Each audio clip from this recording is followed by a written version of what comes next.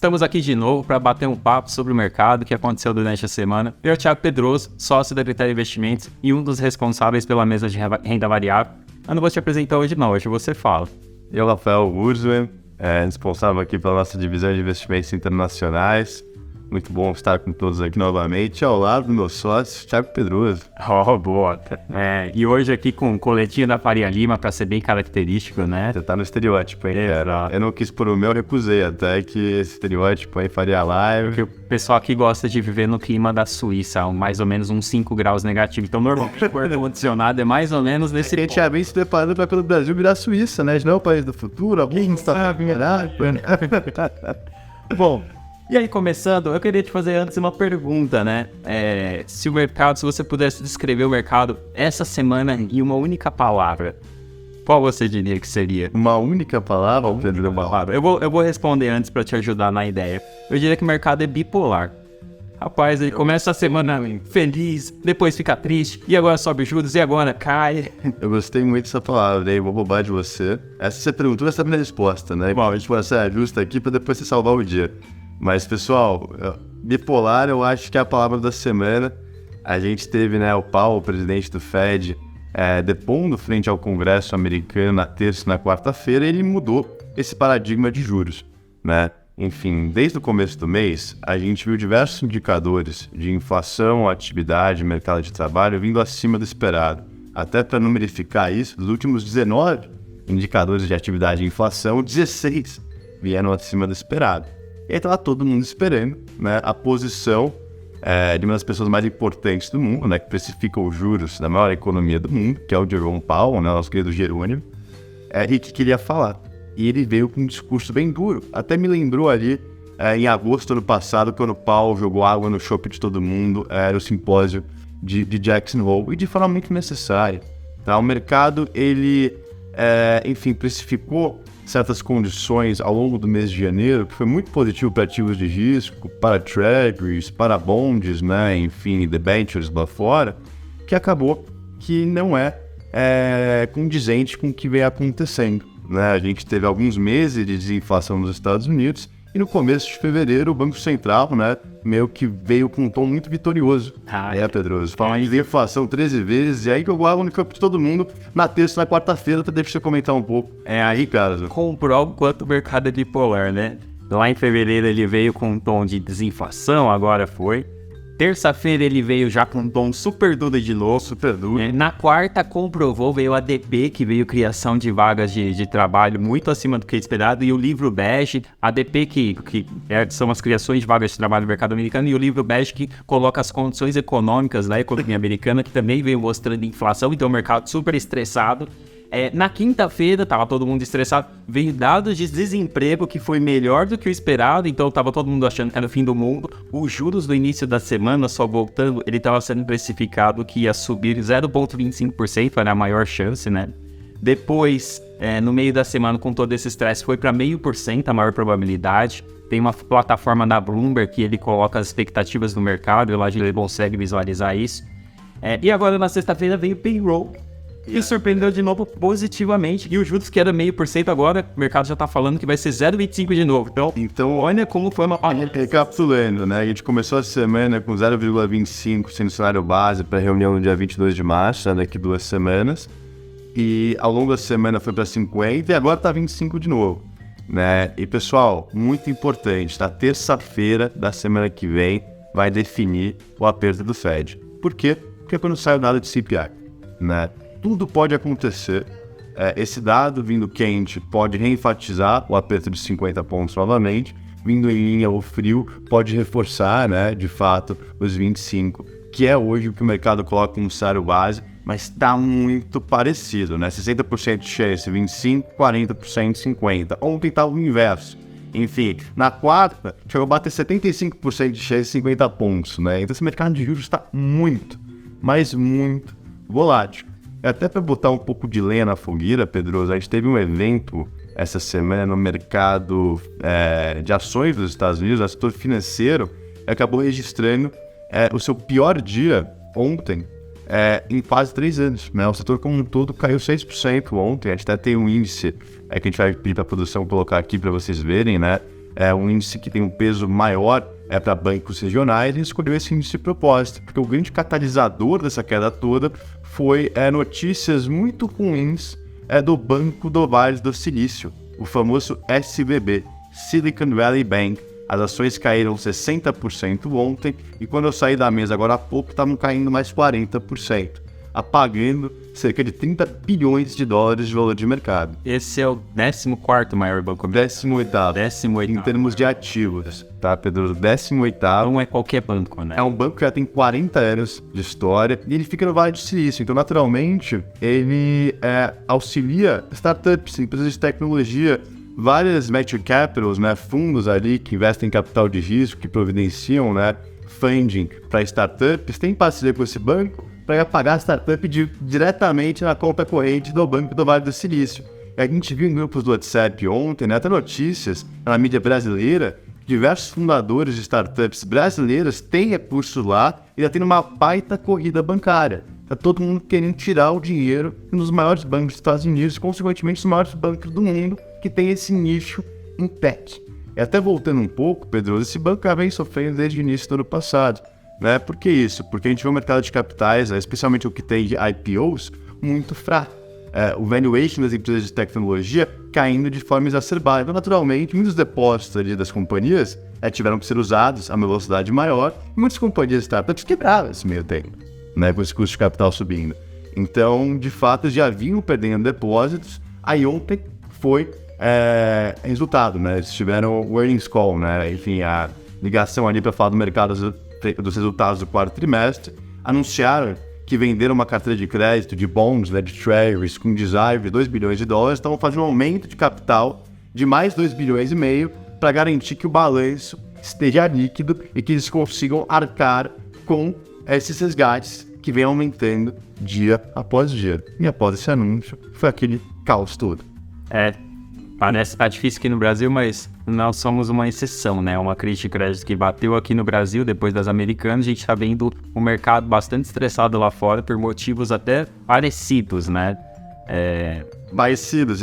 E até que tem engraçado os comentários americanos nesse caso ontem, o Michael Burry, que foi aquele cara que previu a crise de 2008, imobiliário, tem até o filme A Grande Aposta, né? Aposta, ótimo. Que o Christian Bale interpreta o Michael Burry no filme, né? Tem o Steve Carell lá e todo mundo.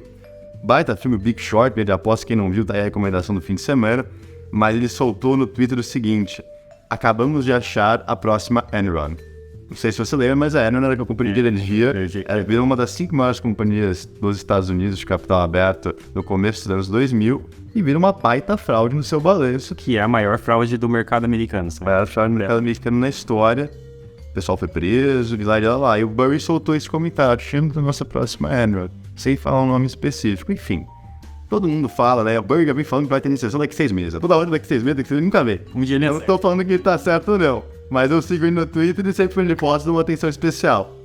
E aí, para terminar a semana, para comprovar o quão o mercado é bipolar, né? Durante essa semana nós vimos os juros americanos subir de forma relevante.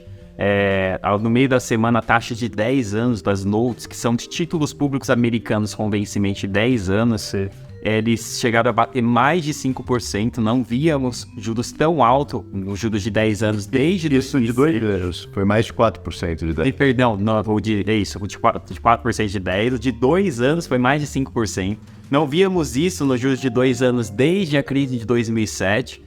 E aí hoje, com dados do payroll, os juros decidiu cair forte. A gente sobe aqui na tela também para vocês acompanharem. Os juros caindo super forte lá fora. O de 2 anos, né? Pode falar de produção, 30 pontos de fechamento. Exato. Aí na semana já tinha subido pra caramba, bateu 5,05, agora tá 4,70.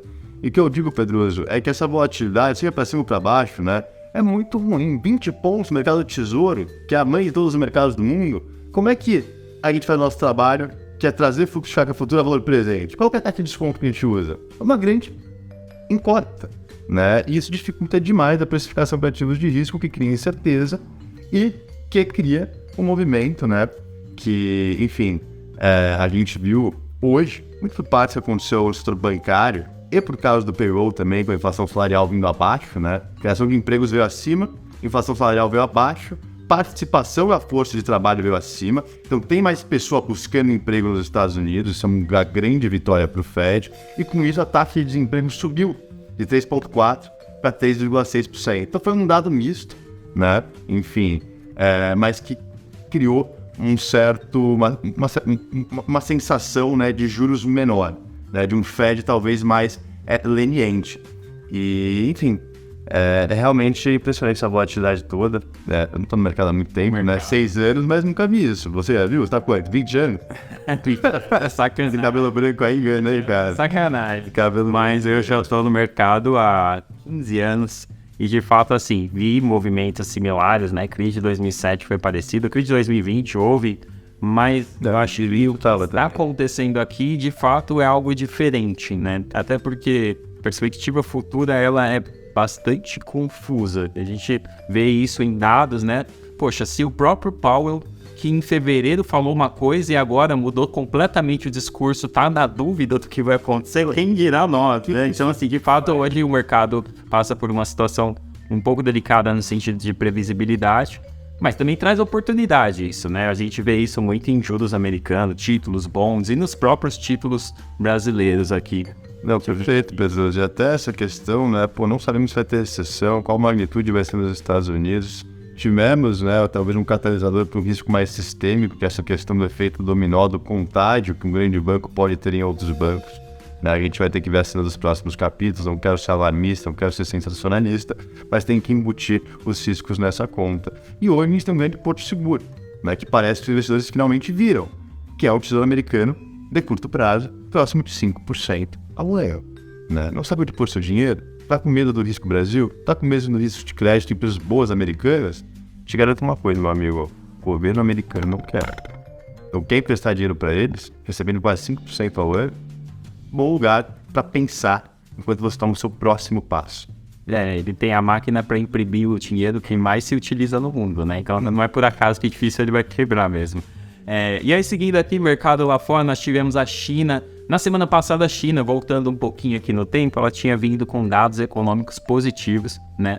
Mas essa semana voltou a preocupar um pouquinho, né? No início, na verdade, no final de semana, eles colocaram qual seria a meta de crescimento, que é de 5%, você deve ter acompanhado. Na semana passada, a gente até comentou que eles estavam prevendo, o mercado previa que seria 6% essa meta, ela foi abaixo. A grande dúvida do mercado é, será que eles estão sendo conservador para surpreender ou eles já esperam um cenário mais difícil no mercado exterior como um todo? E aí, ao longo da semana também saiu a inflação chinesa, surpreendentemente, abaixo 1%. E aí mostrando ao mesmo tempo, né, uma inflação muito baixa, mas mostrando que a economia talvez não esteja andando tão forte quanto o mercado. Meu Deus, eu vou te fazer uma pergunta. Sabe quanto é a inflação no Japão? Não. Chuta. 1,5%. 4,5%. 4,5%, verdade. Olha a saia justa que o Banco Central se colocou, porque eles fazem aquele controle na curva de juros, é um banco central super expansionista, uns anos atrás o Japão estava sofrendo de deflação, inventaram algumas décadas né, de crescimento baixo, e agora eles têm, né, um juros extremamente baixo, é um país extremamente endividado, né, e a gente está falando que a inflação está subindo, né, e imagina eles terem que aumentar os juros, mudar essa política ultra frouxa, né, e o Yen, né, tem sofrido também desde o ano passado por causa disso, né? Mas chocante, 4,5% de inflação no Japão. Inflação é um fenômeno mundial mesmo. É um fenômeno mundial. Para terminar aqui, China, né? Também na semana ela anunciou dados de importação que vieram bem abaixo do esperado. O mercado já esperava uma queda de uns 5%, 10% de queda. Isso de fato mostra que a China está comprando menos. E aí bateu um pouco de receio no mercado, bateu principalmente em commodities, né? A gente já vinha o petróleo cambaleando ali por conta dos Estados Unidos, a China também trouxe um pouco de estresse, e para minério de ferro, que trouxe aqui um pouco de impacto na Vale. A gente até vai subir aí, na semana, a gente está subindo agora, quais foram os principais impactos no Ibovespa, e a Vale, consequentemente, com relação à China, ela foi o que trouxe a maior variação dentro do Ibovespa, de toda a variação do Ibovespa, ela foi a que trouxe a maior contribuição negativa. Enquanto isso, na outra ponta positiva, nós tivemos Banco Bradesco, BMF e Azul como as principais contribuições positivas. E aí, voltando até... Acho legal, Pedroso, para pegar esse gancho, colocar aí, produção, a precificação do CDI. Do CDI. Da nossa querida taxa Selic. Para aqueles que não sabem, o CDI sempre negocia ali 0,1% abaixo da Selic. A Selic está 13,75, o CDI é 13,65, né? A gente coloca aí para você, porque o mercado está falando do quê? opa, tem esse pequeno corte de 25 pontos em maio ou em junho, né? Eu te pergunto, Pedro, você acha isso possível? Eu ia chegar nessa parte do CDI, porque eu fiquei bacana, mas vamos lá. Aqui no Brasil, né, a gente tem um cenário um pouquinho mais... também um pouquinho mais complicado no curto prazo, mas o mercado já começa a precificar um corte de juros. O mercado já precifica a queda de juros lá para junho, né? A gente subiu aí para vocês verem que em junho o mercado já coloca em 0,25 a queda.